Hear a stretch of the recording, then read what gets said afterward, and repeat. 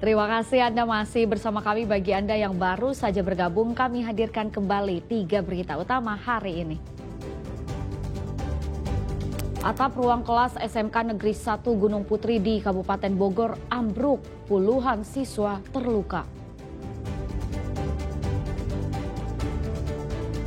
Seorang kakek asal Garut mencabuli anak tirinya yang lumpuh berulang kali.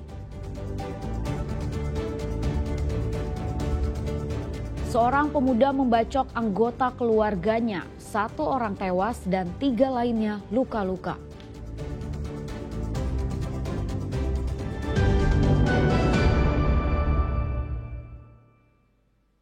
Seorang kakek asal Garut mencabuli anak tirinya yang lumpuh. Perbuatan bejat pelaku dilakukan berulang kali sejak bulan Agustus lalu.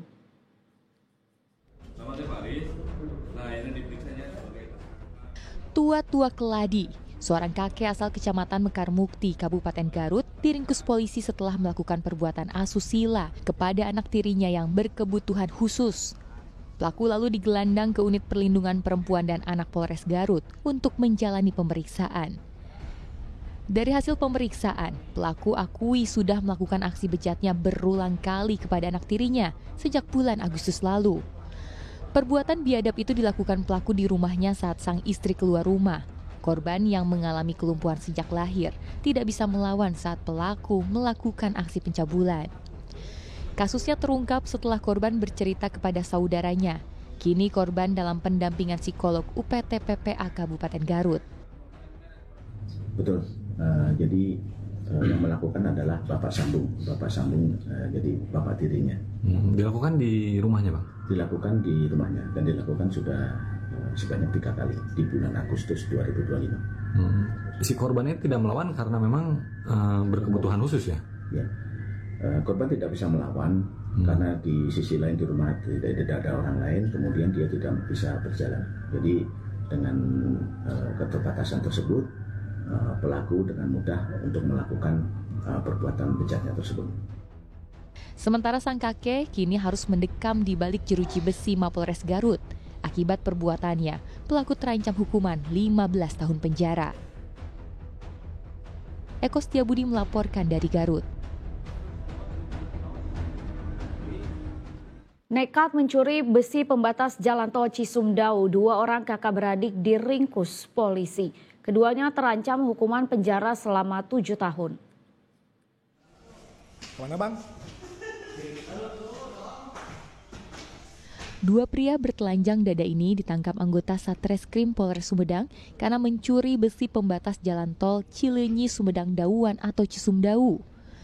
Pelaku bernama Iman Sukmana dan Mulyadi yang merupakan kakak beradik asal Kota Bandung ini nekat mencuri besi pembatas jalan tol di area gerbang tol Pamulihan Kamis lalu. Keduanya lalu diringkus polisi saat sedang melakukan pengiriman baja ringan menggunakan truk dari Bandung menuju Sumedang. Aksi kedua pelaku diketahui oleh pegawai tol yang kemudian melaporkan kejadian itu kepada pihak kepolisian. Plat besi ini merupakan pembatas jalan dari jalan tol tersebut, sehingga tersangka menyiapkan kunci-kunci yang sudah disiapkan, yang sudah disesuaikan dengan baut yang ada di jalan tol sehingga dapat mudah untuk membuka. Tersangka menggunakan alat-alat, kunci-kunci dan juga mobil truk.